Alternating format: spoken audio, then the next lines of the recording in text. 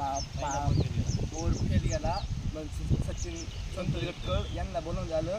त्यांनी दुसरा पॉईंट काढला, त्याला 3 इंच पाणी लागले.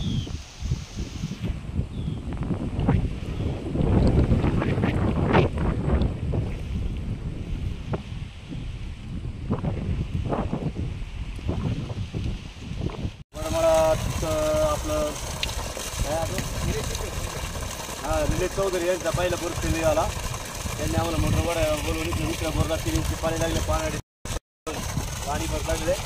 मालक समाधानी. आपल्याकडे मोटरीची ओढ ग्राम खात्रीची जातील योग्य दरात वायडिंग सोयी कामे केली जातील. पुन्हा अभिनंदन.